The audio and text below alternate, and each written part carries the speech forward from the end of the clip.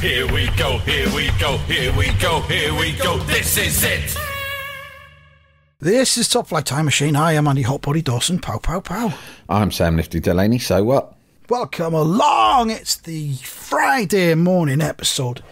If you're an IFS subscriber, you can get this on Thursday evening. And if you're an IFS Turbo subscriber, you'll get this just after you've been watching our live video stream thing that we do once a month to the Turbo tier of subscribers, where we all come together in a cyber embrace, if you like.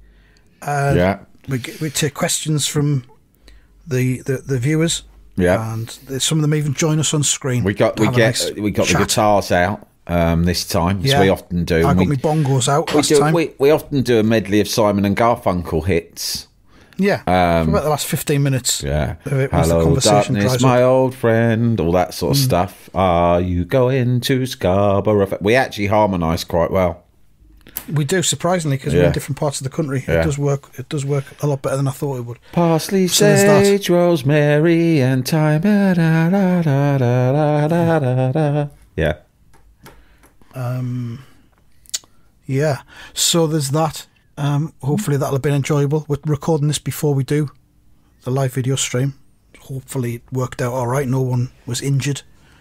Imagine when physically or emotionally. Imagine when Paul Simon turned up and said, and Art Garfunkel was like, "What are the lyrics? Teach me the lyrics of the new song." Yeah. And he's gone, "All right. Are you going to Scarborough Fair?" And Art Garfunkel thinks, "Yeah, fine, all right. Bit quirky. Don't know what Scarborough is, but okay." And then he goes, and then the next line, which I want you to harmonise with, so memorise this one, yeah? Parsley, sage, rosemary, and thyme. And he goes, okay.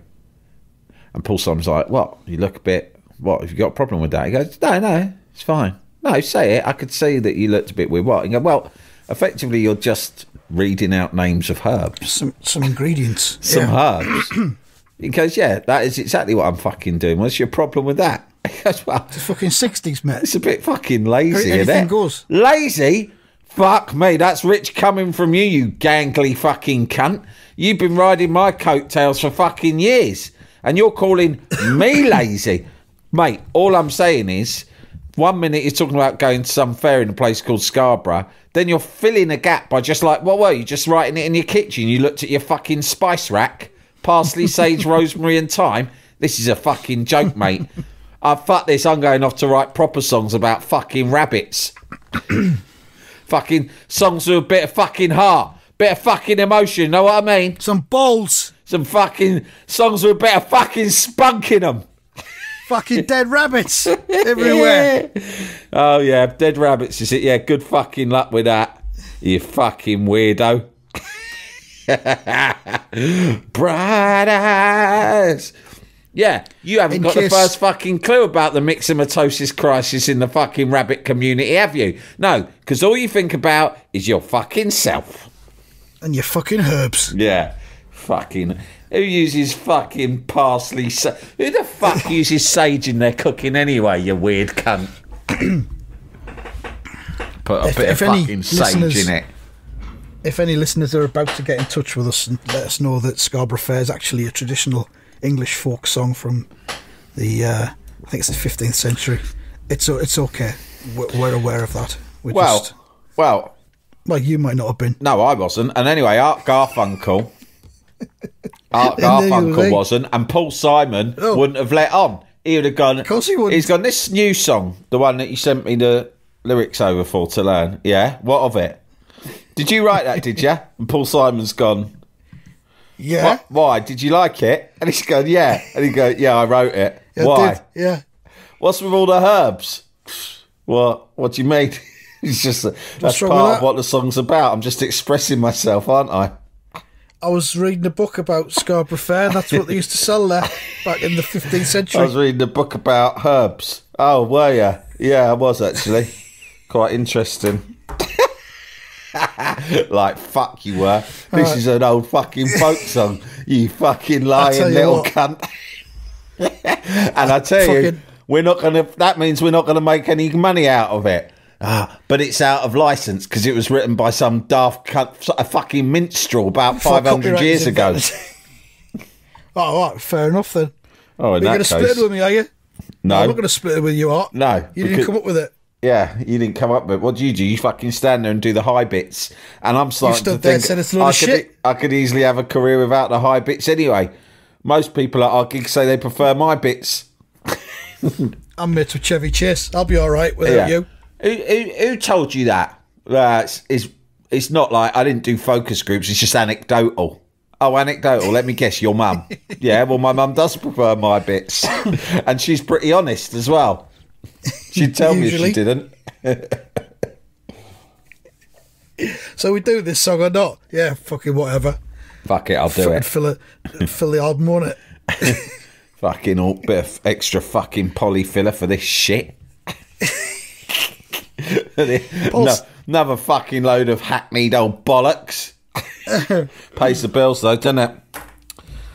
Have you watched the Paul Simon was in the We Are the World I documentary? haven't watched that yet. I've You been not watched it? desperate It's to. good. It's good. Someone wrote on Twitter when they advertised that, said something like, "This is a fucking shit song."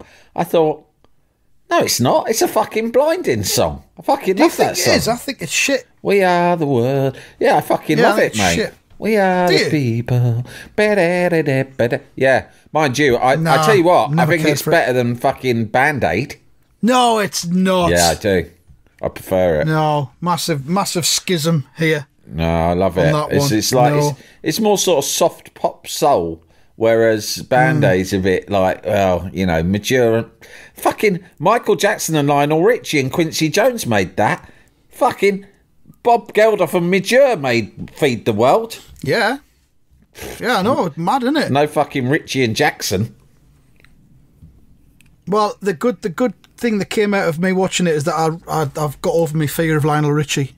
And it's that thing where if you just get exposed to something you're frightened of, Yeah. the fear goes away, and he's on it quite a lot. And I like him a lot now. I saw him Of live. course, if I say I'm a fan. I saw him live at Hyde Park in support of Stevie Yeah. Wonder, and he was much better than Stevie Wonder, I have to say. I mean, He said- I told you about that gig before. I mean, Stevie Wonder couldn't stop going on about the fact he'd been diagnosed with cancer, which I'm not being funny, but fucking hell, I was there for a good night out. Do you know what I mean? Whereas Well, Lionel Stevie's in Richie, he this as didn't well. mention anything like that. He just came out with his massive mad lion face and did fucking dancing on the ceiling like we all wanted. Yeah. Because they'd done We Are the World on the night of the Grammys. And then they all went back to someone's studio and just knocked it out. Come on, come They've all back to been mine. there. That would have been Quincy Jones. Come on. Yeah. All back to my house. We're going to do Go a on, song. I've got a fucking finger buffet ready. I got a finger buffet. I think you know what I mean, ladies. And also yeah. a massive fucking crystal bowl full of fucking cocaine. A fucking nasal buffet, yeah? Not for you, Michael. We don't want your fucking nose falling off in the bowl again, you fucking freak. You're fucking weird enough It's as it good. is. No drugs for Michael Jackson, thank you. It's really good, though. I mean, there's lots of it from that original documentary about it, which we said we were going to deep dive into ages ago that we didn't get around to doing. But like lots of stuff that we're all talking today as they're old. Oh. One of the heroes of it is Huey Lewis, believe it or not. Really? Huey Lewis is one of the most self-effacing, down-to-earth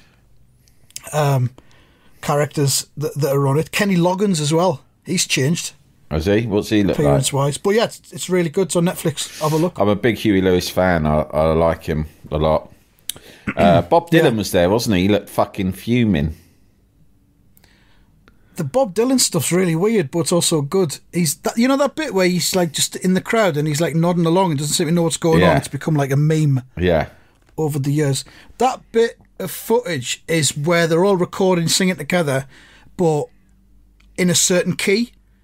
And Quincy Jones has said to them, it's a high key, and he says if you can't reach that note or these notes, don't sing along because it'll just spoil the recording. You'll fuck Only it. Join in. You'll fuck it. Only join in if you can sing this bit. And I'm You fucking can't sing this serious, bit. yeah? Because we're... Dylan, I'm looking at you. Keep your fucking mouth shut. So that period, that clip where they're all standing singing, Yeah. and Dylan's just stood there. He looks like he's off his fucking head, which he might be. Yeah. That's why he's not singing, because he's been told not to. Have you seen that one? I saw a clip recently where they're doing it live on stage at some awards years later, and Prince is there, and Prince is just standing there in the middle of, like, I think Quincy Jones is next to him, and there's all like a load of other people getting really into it, and it's clear that they've sort of hijacked Prince, who pointedly refused to get involved in the original song, right? Yeah. And they've hijacked him because they're all on stage for some fucking, like, another Grammys or whatever, and they've said, come on, let's do it right here, right now, Prince is here too. And they thought, yeah, we'll trick the cunt into doing it. And Prince just stands there with this extraordinary pair of sunglasses on, right, and with his hands by his sides and his mouth firmly shut throughout the entire performance. And, like, it's so weird, and he doesn't give a fuck. You can see that they think he'll feel too awkward to just stand there not being involved. Yeah. Nope, Prince doesn't feel awkward. Prince doesn't give a fuck. It's good, because in the original choir that's all there on the night of the recording, it's Sheila E. is there. Yeah. She's been at the Grammys. She goes along, but she says in the later interview she feels as though she's been invited along in order to get to Prince. Yeah. And to get Prince to come along, as Prince said he wasn't going to come along. And she feels a bit out of place and all this kind of thing. And then at about 2 or 3 a.m, they get a call from Prince. He hasn't been to the awards. He's been somewhere else nearby. And he's like, Prince rings up and he says he'll come down, but all he'll do is a guitar solo.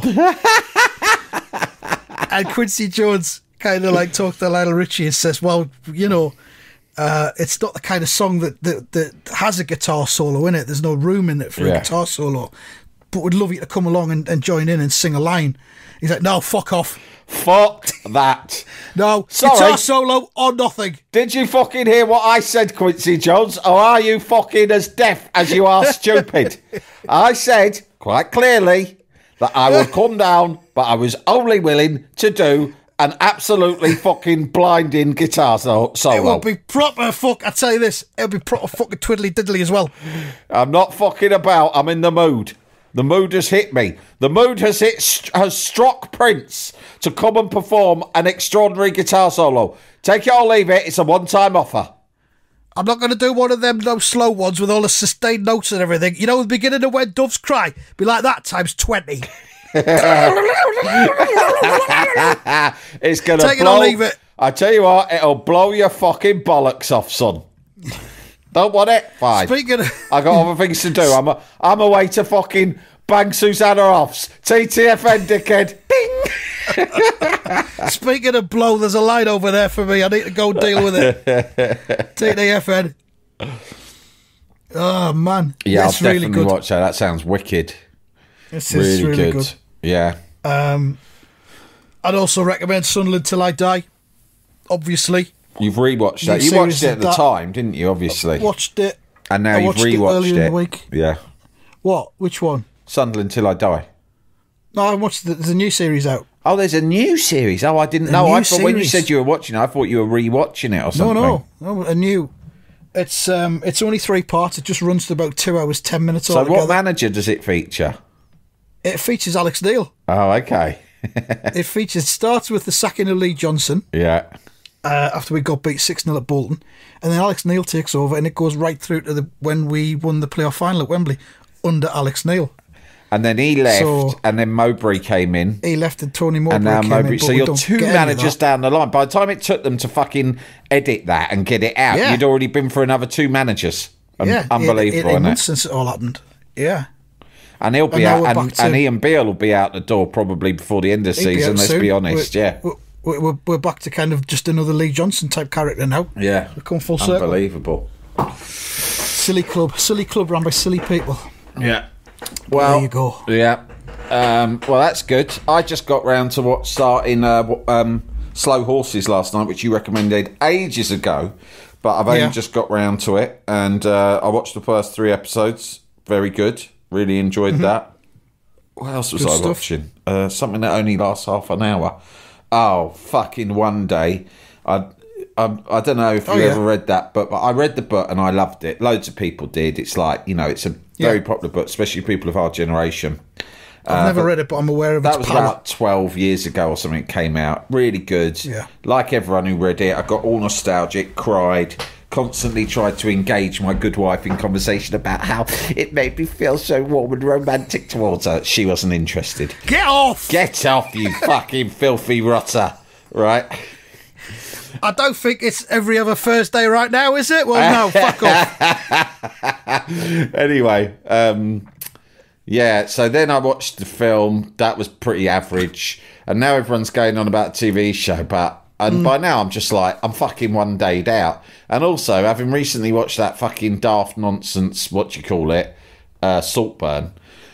it's just more like, he's a posh person and she's not posh. Oh, there'll be so many awkward class clash moments. And it's like, just fucking bored of that simply shit. Can't get along. Yeah, and it's just not even like, it's like, look, none of these things are as good as Just Good Friends, right? This whole fucking ultimately. class fucking stuff. I mean, David Nichols, to be fair, is not a posh kind of private school guy. His books are very often about class, and I think in his books he gets it quite good. But the TV adaptations, you always know they've been made by a bunch of Oxbridge cunts who have it in their mind that social dynamics are all about fucking posh fuckers who are very kind of relaxed and funny and charming, and uptight working class people who don't know how to behave around them but really want to be in their world. And none of that stands up to reality. I think it's made for Americans, and that's how Americans figure British society is like. But you don't. Well, if it's on Netflix, then I guess it will be skewed towards. Experience of university, for instance, is that fuck me. I mean, it was the 90s and times were different then, but like, if there was anyone fucking privately educated when you're at university, they'd be going out their way to fucking hide it, for starters. People were doing the opposite. And for good reason, not because you'd hate on them, but you certainly wouldn't. These weren't the cool people you wanted to hang around with. It was the opposite. Do you know what I mean? And I just think, it starts off like that. Anyway, then my wife cried in one bit, and I couldn't understand why. And did you have to ask? I had to interrogate her about it, and we had an argument because she'd cried. So I don't know how that reflects on me. Probably badly. Probably. But I've decided I don't want to watch it anymore. It's caused too much grief. Fuck this. I'm fucking sick of it. Jalapeño. Here's a brief but annoying message to let you know that you wouldn't be hearing this brief but annoying message if you were a subscriber to our Iron Filing Society Patreon offering. For the price of a pint and a St Clement's each month, you can get up to 4 episodes a week, 9 months before the rest of the world gets them. Early access to regular episodes, lots of other marvellous benefits, and there's absolutely no adverts or brief but annoying messages like this that'll get right on your tits. Find out more and subscribe now at tftimemachine.com/ironfilings. Jalapeño. Jalapeño. I saw this film that's around that everyone's absolutely going nuts about, and it's called All of Us Strangers. Oh, yeah. And it's got the vicar out of Fleabag, Andrew Scott. And your Irish man out of... Paul Mescalin. Yeah, out of whatever it is, Ordinary People, was it? I can't remember. And it's got lots of 1980s kind of references in it. Right. And a bit of sort of like a time travel element almost. Don't want to give too much away. I thought it was fucking awful. Really? There is terrible. Honestly, there is a lot of fucking things that people go on about, and then you see me think, what the fuck? What's the matter with you? Also, things from 80s. I mean, I have become... I remember I told you a story once of going to a shop with my dad, and it sold sort of mod clothing in Brighton. It was a shop that I was going to for years and liked, and I was in Brighton. I took my dad there, and he just fucking cunted the whole place off quite loudly and embarrassed me in front of the proprietor, who I knew and really looked up to, and was always trying to kind of be matey with, and he blew that completely. Because my dad came in, and I said, look, Dad, it's really good, because you was a mod in the 60s, weren't you? So what he did was he just went around picking stuff out and go, well, this is shit. No one wore any crap like that. That's bollocks. That's inauthentic. All of this stuff, right? Yeah. But now, proper mod, watching one day, I basically was that, but about the 80s and 90s, because I'm watching it, my daughter's watching it with us.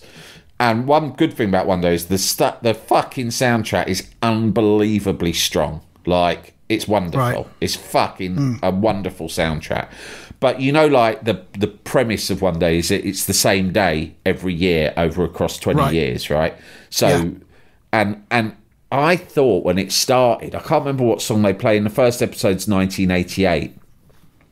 And I can't Was remember. it wrong? Was it from 1984? Yeah, so basically, 92? I've done that, right? I've gone, oh, what a tune.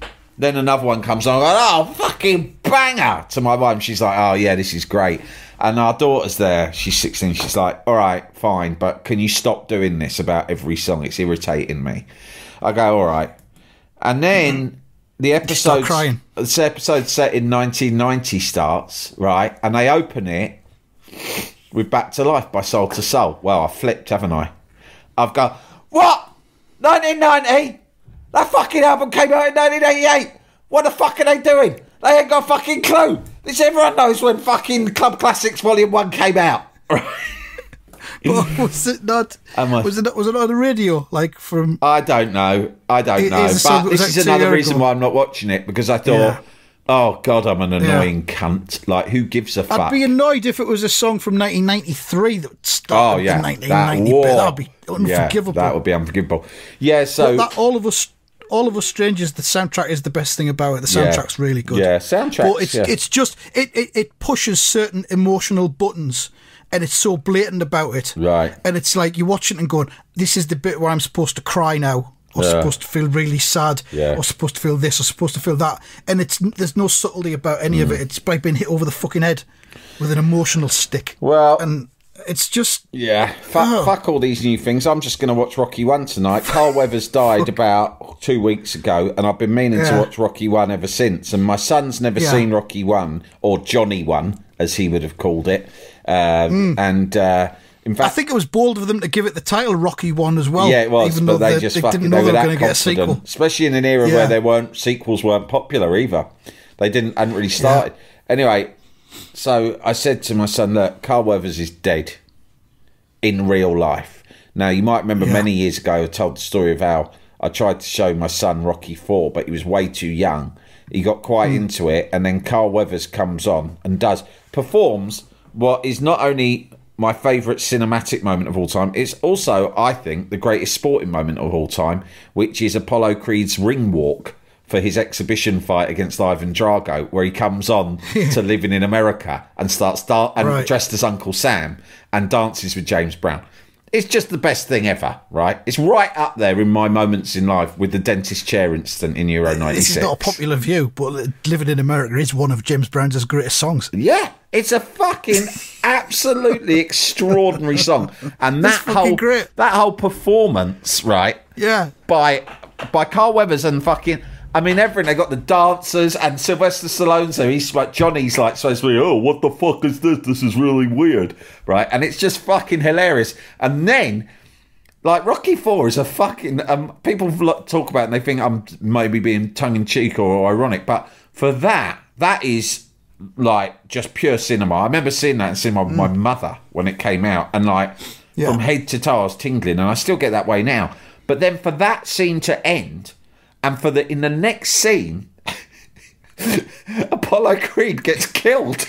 Like, I mean, he's done that. Big ring walk, the most outstanding, outlandish and outrageous flamboyant fucking entrance ever to any sporting event. It's quite a plot twist. And a Russian just immediately basically punches his head clean off and he dies. Yeah. Right? Yeah. I mean, you're talking about, what's it called? That thing? All of Us Strangers. Like, and the emotional buttons and how fucking laboured it is, right?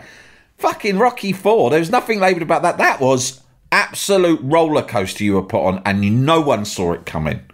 And Sylvester Stallone was playing us all like fucking Pinocchios on the ends of his string, right? And I said to my son, look, and anyway, when I showed my son that for the first time, he burst out crying because he was 7 years old, and in the 3 minutes it took Carl Weathers and James Brown to perform Living in America, he'd fallen in love, unsurprisingly, with the character of Apollo Creed. James Brown. Right? With Apollo Creed and James Brown, he'd fallen in love with both of them. He said that, of course, he thought these are the best men who have ever lived. And it probably my life has changed forever. I need to know their subsequent story. Yeah. And then immediately, I'll follow them forever. He's gone, this is great. I love Apollo. He's even better than Johnny. This is great. I love it. And I go, yeah, mate, look what happens next. Bang, he's dead. And That's life. Hey, I'm glad you're crying. And do you know why? Because you're feeling emotions. You're facing them. Good to feel. Feel them, own them, hug them close to you. That man was very happy, but then moments later, he was dead, punched to death by a Russian muscle man, right? And that is what life is, son. That fella I do the podcast with in the north, he's been watching a film that everyone's been in floods of tears over. He felt nothing. Don't be like him. Do not be like him. Feel it, son. He's a cynic. Feel it, son. Like, Drink it in. Just as you think, just as you're at your absolute fucking peak, that's when you're at your most vulnerable. That's what you've just learned, yeah? When you're happy, that's when you should be looking over your fucking shoulder. Because metaphorically speaking, a fucking Russian's about to punch your face off. Anyway, so he's not been able to bring himself to watch another Johnny film ever since. But I did say, look, and Carl Weathers was in The Mandalorian, which brought him more into the current generation's thinking. Yeah. And I said, Apollo was in The Mandalorian. Well, anyway, he's dead now, and for real this time. So we have to do a Rocky marathon, or Johnny marathon, as he'd call it. And he goes, yeah, all right, so we're going to watch that tonight. So nice one. And I tell you what else I've been playing, my son. Just another thing that you'll want to talk about that's worth mentioning is obviously Steve Wright, a hero of both of ours, who we've talked about before on the show. In fact, when they biffed him from Radio 2 a couple of years ago, I think we did a bit of a tribute to him then. But now, of course, he died this week, which is another very, very sad departure. Easily as bad as Apollo Creed dying, if not worse. It is. So, I mean, my son's sort of quite the Bowie fan. Basically, go on. So I played him the clips that you saw I posted on Twitter of Phil Cornwell being David Bowie on Steve Wright in the 80s. And we just cannot stop listening to the same clip over and over again. Yeah. To how many shopping days is it till Christmas Day? Unbelievably good. Brilliant. Great stuff. Yeah, it was, I mean, like, anybody that is in a position to do a radio show, on the main network, or two networks as it was, for over 40 years is a fucking legend. There's no doubt about it. Cannot be argued with. I think he's up there with Wogan, and I can't think of anybody else that is. Well, in broadcasting, in terms of, it is an ugly and poisonous world, particularly radio. I mean, the media can be completely, but the radio really is peculiarly poisonous at times, right?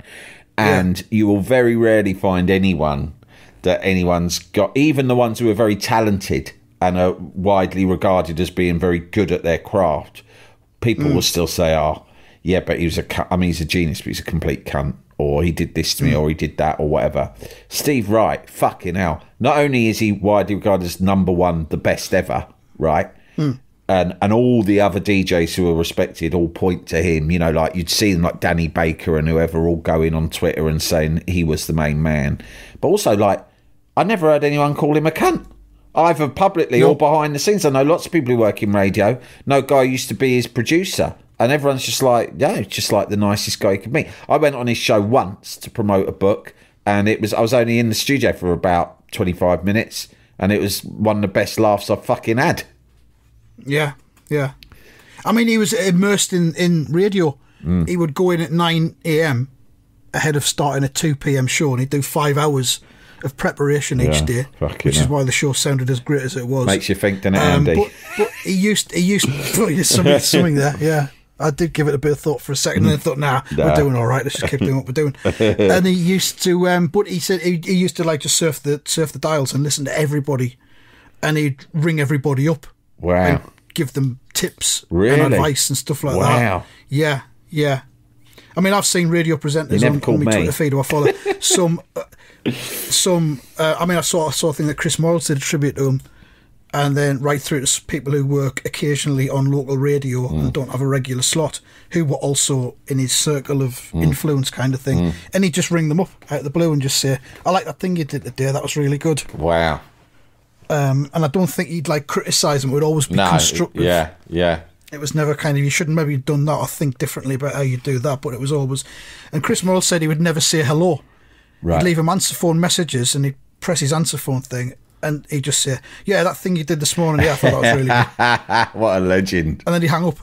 Yeah. You know what I mean? Yeah. But he was and he kinda was like the really granddaddy funny on of top. Do you remember radio. Top of the Pops 2 when that started? Yeah. Didn't he do it Yeah. first, and then didn't Mark He did Radcliffe it take first, over? then Mark Radcliffe did it. Mark Yeah. Radcliffe's quite good at it, but I really liked it when Steve Wright, and because when I went on his show and met him in the break or whatever, I said, I really love Top of the Pops too. And he was like, yeah, I love it. And I was like, do you write the captions? He said, yeah, I write the whole thing. I think it was his idea. But the captions used to be extremely funny. Not just his voiceovers, but the little things that were written at the bottom. And he fucking did it all. Well, I pointedly don't like the Mark Radcliffe incarnation of it, Right, because Steve Wright's was so very good. funny, and the Right. Steve Wright stuff really, really was. Yeah, why did they change that up then? I think Steve just got sick of it probably. Right, okay. There's only so much he could give. Yeah. But yeah, he's it's a sad loss. Yeah, sad loss. Lots of funny clips of his stuff online, though, isn't there? So I've been listening to a lot of that with Mr. Angry and all that stuff with my son. Really funny. And way We've ahead seen- of his we've time. just Like, done you know, when some you kind see of- Exploding Heads, which is those guys who do a funny podcast where they sort of, and they do videos and stuff, and it's like mock kind of phone-in shows. And they sort of take the piss out of both LBC and Talk Sport, kind of foot ones as well. Very I'm very familiar funny. with I them, think a lot of our listeners also listen to that. And it's really, it feels very of its time because there are so many angry phone-in things these days in sport and in news. But then you listen to Mr. Angry and the other character he was doing in the early 80s. It's the same thing. Yeah. So he's way ahead of his time. Yeah, definitely. Yeah, absolute legend. We seem to have done some kind of media roundup episode here inadvertently. all right, I don't know how that happened. Well, it certainly wasn't planned. Oh, the other thing I've been watching, it's tucked away on the Gold Channel. It's the third series of it. It's called Billy Connolly Does. Yeah. And it's Billy Connolly in his home in the Florida Keys. Yeah. Obviously, he's now retired pretty much. He's a lot slower than he used to be. But it's just Billy Connolly talking about things about his life. And there's loads and loads of clips of his life stuff and TV shows that he's done woven throughout it. And it's fucking incredible. Yeah. If you love Billy Connolly, there's so many clips in there you've seen before, but to see them all again, just in little snippet forms, and then the man himself just talking, and he's still completely switched on. Yeah. Sense of humour wise, like I say, a little bit slower than he used to be, but it's just like listening to an old man telling his war stories. Yeah. You know what I mean? It's so good. So there's 3 series of that now, and I think they're on catch up. It's on the Gold Channel, but the new series is definitely all there on catch up. Well worth a watch. There you go. Yeah, nice roundup. That's listener. That's listener service we're providing there. For once, And this is a free to air episode as well, so a bit cheeky. Football predictions. Football predictions. Right, you're 9 points behind results, but I'm 10 points behind. Let's really Okay, try. I'm going to predict this time. really fucking hard this week. Yeah, all right. First of all, we've got Fulham versus Aston Villa. Fulham 1, Aston Villa 2. I would go for 1-1 in that one. Manchester City versus Chelsea. I'll go first. I think this will be 4-0 to Manchester City. I will say 3-0 to Manchester City. Okay, it'll be one of those two, I think. Probably. I don't think it could be anything else. Nottingham Forest versus beleaguered West Ham United. I'm going to say Forest 1, West Ham 3. I'm going. You going? I'm going to Nottingham on Saturday going? morning, yeah. Hey, nice one. I will say, I think it's going to be 2-1 to Nottingham Forest. Sorry. We are beleaguered, that's for sure. Yeah, that was accurate. Get a point for that. Here's one for you. Yeah. Tony Mowbray's Birmingham versus Sunderland Oh, well. at Birmingham. I mean, it's me to go first, so Yeah. I will say it will be 2-0 to Birmingham. Yeah, I think it'll be... Okay, I'm going to say 2-1 to Birmingham. He knows your team inside out. He knows where your weak spots He are. knows the team inside out. He does, and we're very, very bad away from home as well. And finally, the Eddie Howe derby, Newcastle versus Bournemouth. Ooh. I think that this will be 2-2. I want to point out, you said you were going to predict really hard and you've just yawned. Was that to it's get a more fucking hard oxygen in prediction, to predict better? because making a prediction that tough has actually exhausted me. It's drained you. Yeah, I've left it Okay, all that's out there. fine. I've left that all out on the prediction sheet. There's nothing left in the tank. You're now standing sort of bent over, holding your sides and breathing. I can see your lungs going in and out. I'm going to put a foil blanket over myself like they give out at the end Quite of the right. London Marathon. Did you see a 2-2 for that one, Newcastle Bournemouth? Fucking hell, I think it'll be 2-1 to Newcastle. So there you go. That's the predictions. That's the episode. Enjoy your weekend. Maybe you'll catch up with some of the cultural delights that we've mentioned. Maybe you'll do some other stuff. We couldn't really give a fuck, to be honest. Nah, who cares? Thank you very much. And that's that. That's that.